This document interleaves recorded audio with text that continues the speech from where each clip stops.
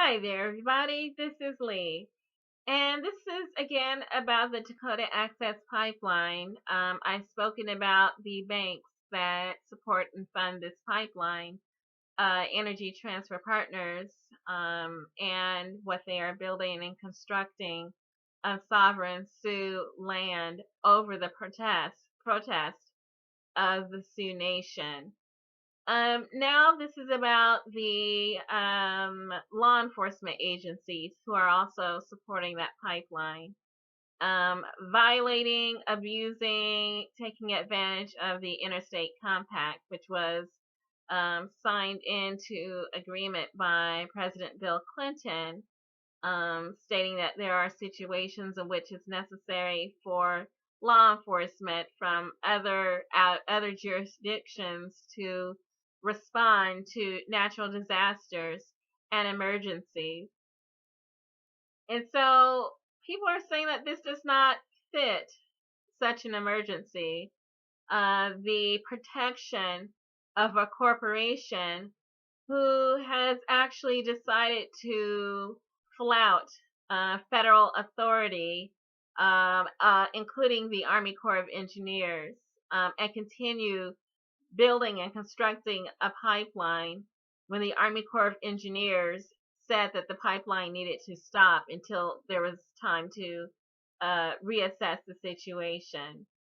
Sending law enforcement to protect a rogue corporation that's behaving as a terrorist like sponsor of violence is definitely an abuse of taxpayer funds, law enforcement authority, and morality. This is an article at TruthDig. Sheriffs refuse to send troops to Standing Rock as cost and public outreach mount. This is an article dated November 25th. It's written by Jenny Monet.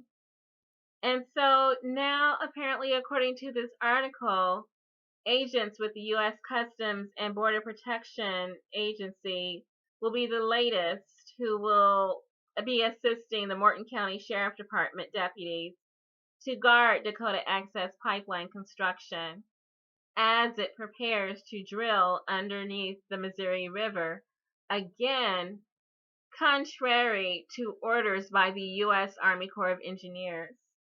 So who is actually in need of being targeted by law enforcement? A rogue corporation or the demonstrators protesting and protecting their water source? And so it's very interesting that this is a federal agency, the U.S. Customs and Border Protection Agency.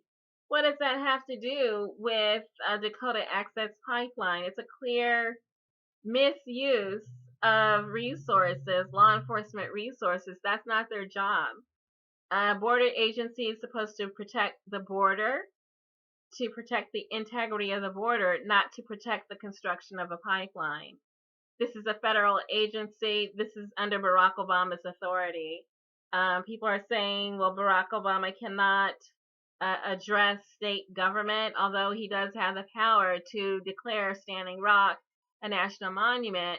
He does have the power to send the U.S. National Guard to protect the, Army Corps of Engineers and their request for halt of construction.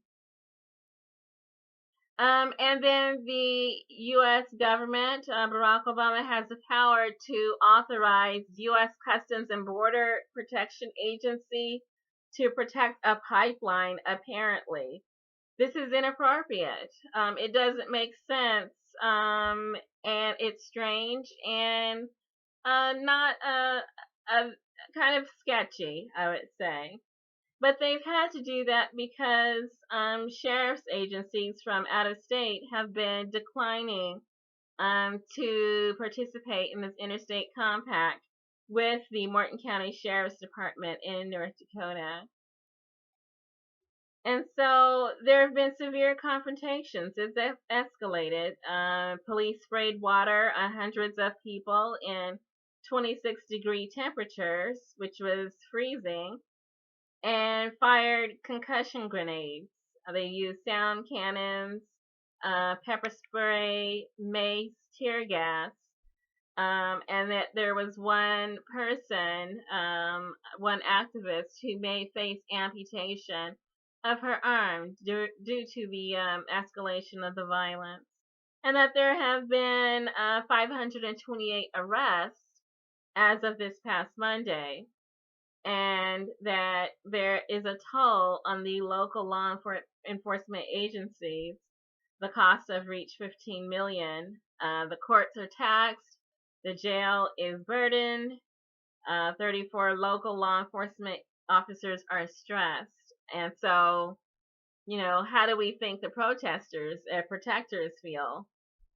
And so there's also been disastrous public relations, and that there's a large public outcry against militarized policing. It's a war zone. And why are we unleashing our domestic police force against citizens of this nation in creating a war zone in order to do the bidding of a corporation? It seems that this corporation, Energy Transfer Partners, has decided that it does not have to listen to the will of the people in that territory, Standing Rock. It does not have to listen to the U.S. Army Corps of Engineers. They do not have to listen to President Barack Obama. Instead, they can co-opt and use our border control as their personal security force, and then also the state security force of North Dakota. And then not only that, the Energy Transfer Partners can use the Interstate Compact and drag in the security force of surrounding states. And so what's really going on here? It seems that this corporation is wildly out of control, and there are no steps being taken to regulate them, to rein them in, to force them to obey the same laws of the land that the demonstrators and protectors and regular citizens are expected to follow. That Energy Transfer Partners views itself as above our laws. And so basically it's this corporation that seems to be running North Dakota now, and seems to feel it's entitled to terrorize the citizens of North Dakota with violence and then threats of water contamination that we've seen nationwide, and the results are just very frightening. And so all around the world, there are people who have been condemning this behavior. There are a group of veterans that will hopefully be arriving on December 4th in about 9 or 10 days, along with Representative Tulsi Gabbard, to hopefully call more attention to what's happening here. And so they're saying that there's a sheriff that was in Montana, a sheriff from Montana. His name is Gallatin County Sheriff Brian Goodkin. He responded to the will of the people. He's elected to his office, and therefore he's accountable to the people in his county. And the people in his county said, do not go and do not support this abuse of power that's happening in North Dakota. We do not feel that this is appropriate use of our resources. And he stood down in response to what the people of his state decided.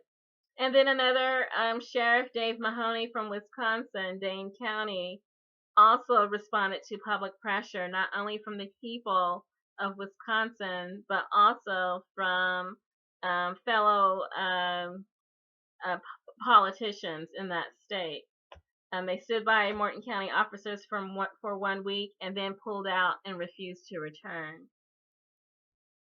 So the ACLU has released the most comprehensive list of law enforcement participating in the conflict at Standing Rock. There are 75 agencies total, all believed to be operating under the Interstate Compact Agreement.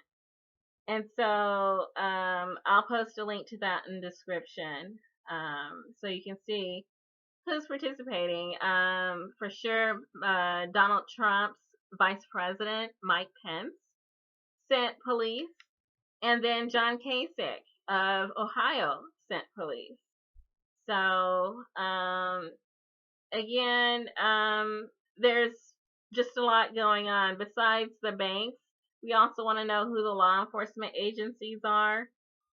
You can look at this article, and if you see your county, your state listed here, you can ask questions and decide for yourself if this is an appropriate use of government power to use taxpayer money to defend a pipeline company, a fossil fuel industry company building a pipeline that's actually violating an order by the U.S. Army Corps of Engineers. So, good luck.